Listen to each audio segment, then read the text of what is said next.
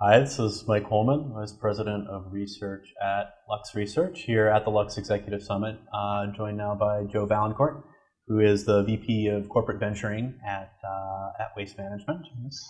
And so welcome, thanks for joining us. Oh, thanks for having me, Michael. This is great.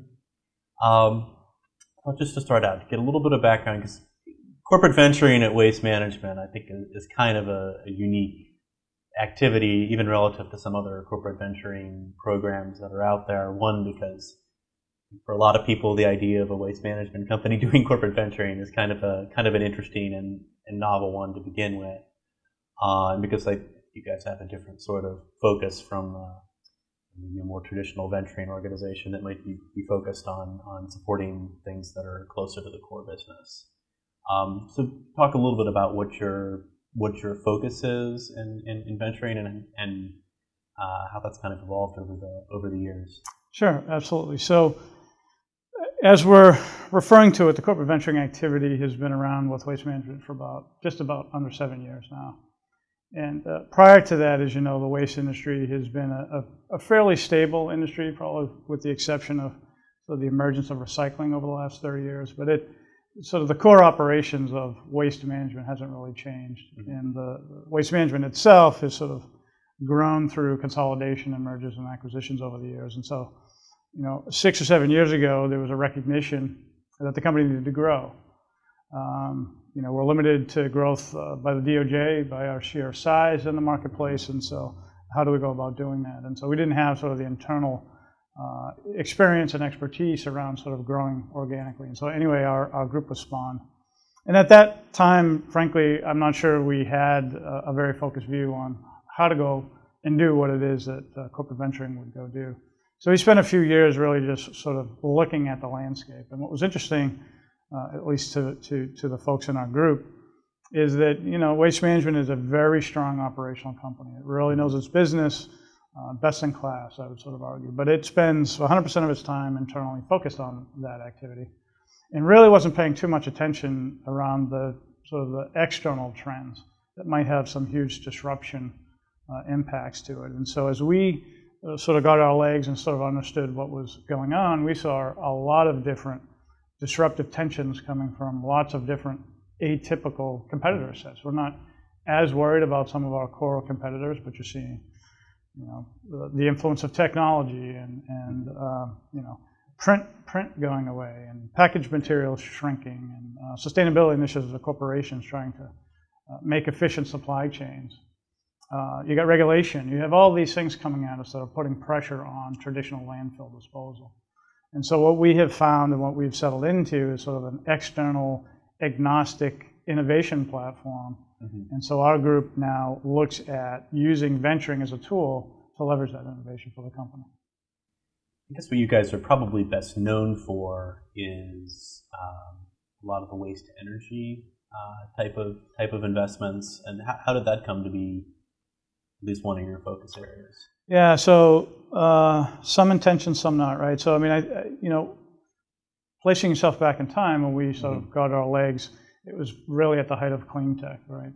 The venture community was flowing lots of capital into the sector, and it was oriented around mostly clean tech companies in the energy conversion space. That sort of seemed to be where the most activity was. And so we, at the time, not being sort of a lead strategic, we would sort of follow the VCs in, and that's sort of the entree. And so our initial focus was energy, sort of specifically. And as you know, we have 30 years of experience with waste to energy anyway, right? I mean, we've got a Wheelabrator group, which is a $1 billion or so waste to energy. Like biogas.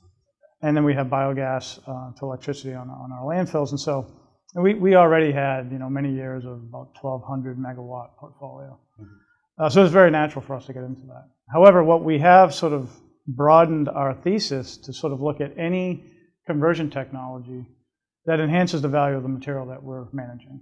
So in addition to energy, we're obviously going downstream a little bit on recycling, upcycling, yep. But we're also getting into chemical manufacturing as well. So we're in pretty much anything that can take a waste stream and convert it into something of higher value.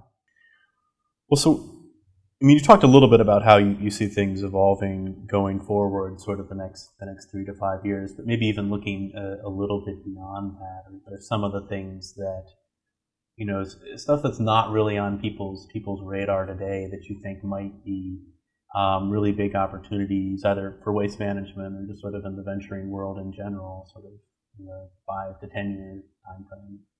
Well, so it's an interesting question, and I would have a sector bias to answer it, but I would say that, at least for me, the one benefit I have in the role I play is I get to come to summits like you're posing here and bring together just tremendous amounts of companies with tremendous expertise crossing all sorts of sectors. And what's becoming painfully obvious really is that every sector is innovating and changing sort of under a Moore's Law pace.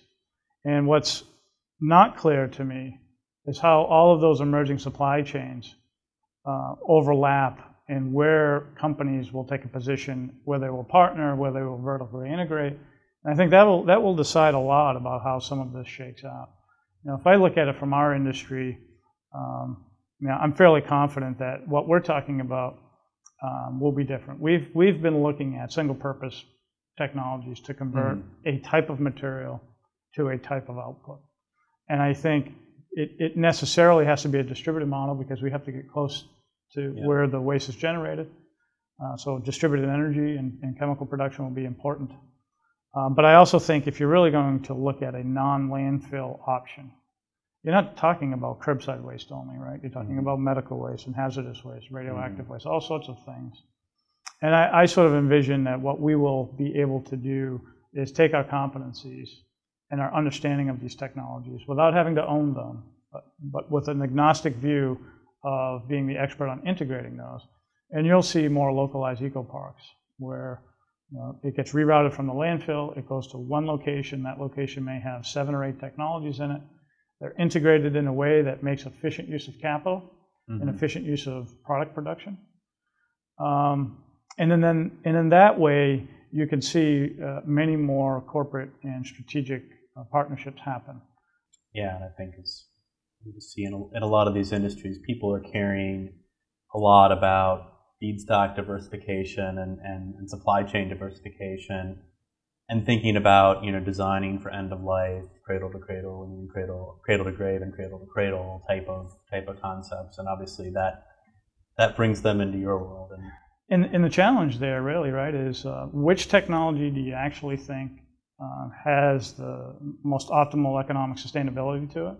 These are capital-intensive infrastructure plays, right? So you got to build the production capacity. These are 40, 50-year assets. And so as we start to commercialize, and we've got 15 plants under development for various technologies that we've invested in, we have to be really thoughtful about those things because we don't want to have a stranded asset in 5 years from now. And so it's tricky for us. And I do think in that regard we're maybe a little bit different than some of the venturing groups that we see that invest in an enabling information technology platform that doesn't have the capital intensity that we're. Well, thank you very much for the time. I appreciate it. Michael, it was a pleasure. Enjoy the conversation and hope you enjoy the rest of the summit. Okay, thanks so much. All right, take care.